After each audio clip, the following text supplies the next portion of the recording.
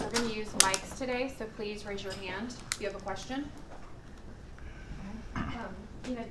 Usual starting lineup tonight? Yes. And then secondly, you were just named a finalist for NBA Coach of the Year along with Kenny Atkinson and JV Bickerstaff. What does it mean to get that recognition? It means our team is doing well, and Alpi got All-Star. It means we're playing well, seeded well. Credit to the guys, but I don't think anybody, well, not myself anyway. I'd rather win a ring than an individual award. Jackson. What do you think about Amin Thompson not being named a finalist for the Defensive Player of the Year award? I'd rather Amin be named than me as well. But no, I think a lot has to do with reputation, and he's new to the league, but also probably when I heard about that, I assumed, looking at the other candidates, he didn't start all year, and that might have affected it. But we all know what he does for us, and the league knows what he is, and he can use it as fuel or whatever. Hopefully he still makes one of the all teams, all NBA teams, but something he'll, obviously, one of his goals for the future, and I'm sure he'll capture a few of those. So take the snub and use it as motivation.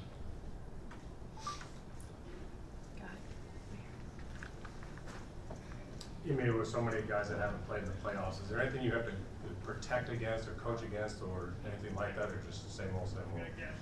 No, we talked about it a few times this week, just guys trying to share experiences, but at the end of the day, you got to get out there and do it, and first time for everybody at some point, and at the end of the day, it's basketball once the ball is tossed up, and so if there are any jitters, you calm them down, but like I said, I think we played in some meaningful games recently, against some quality teams, in-season tournament, those type of things to have our guys prepared, but had a week of preparation. I'm sure guys have thought about it and all that, but just kind of get out there and do it, and I think all those jitters will go away pretty quickly.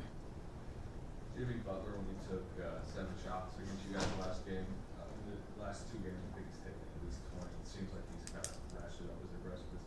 Do you expect a different, kind of more aggressive version of him tonight offensively?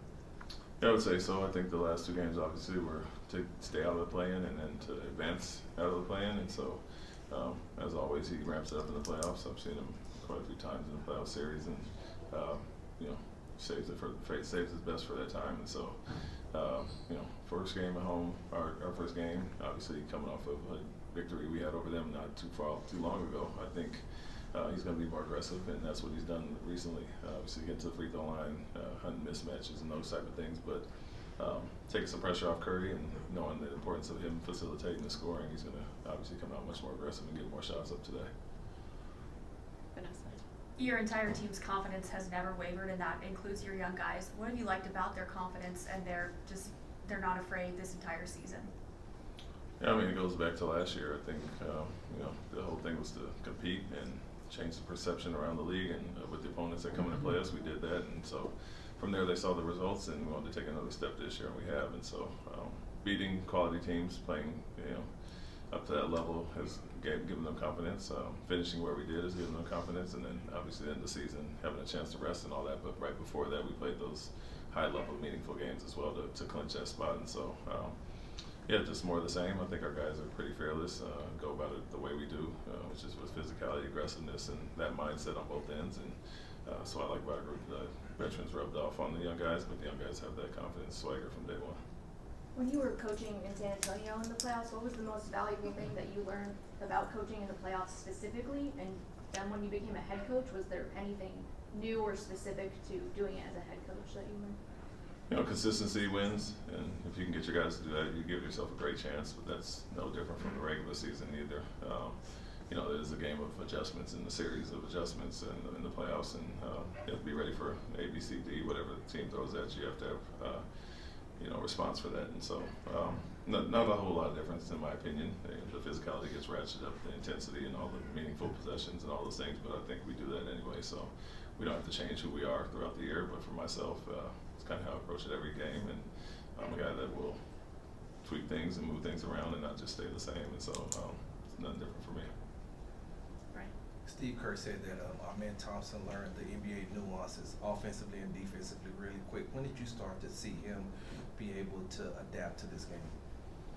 Day one, defensively, I mean, he has those physical traits and that ability that you can't teach, instincts as well. So the defensive side was day one. I think offensively we asked him to do different things last year, not being a guy with the ball in his hands the whole time, and you know, Alfie goes down, he plays the forward. Fred goes down, he plays the one, and does everything else in between. Now he's starting at a wing, and so he screened more, played in the dunker more, things he had never done before, and adapted very quickly. But he's added that all to his toolbox, and it has become more well-rounded. But the physicality and the defensive mindset was from day one. Offensively, he learned a few things, and once he goes through them, he seems to catch on pretty quickly and get downhill attack and do all the things he does naturally as well. So last year it hit pretty quickly, I would say.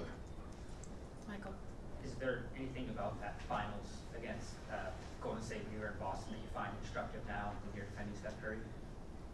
I mean, it's the same as always, not just that final series, but you know, he's a guy that just needs one to go down to kind of spark himself in the team.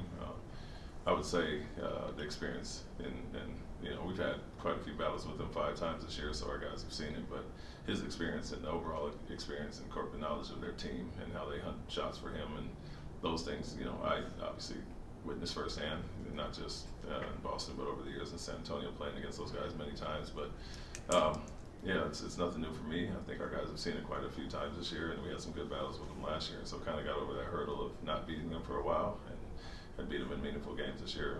Obviously, to get to the play-in tournament and then this late season one, but understanding he's not going to stop, he's going to come back, obviously, and try to avenge what we did in Golden State recently. Any other questions?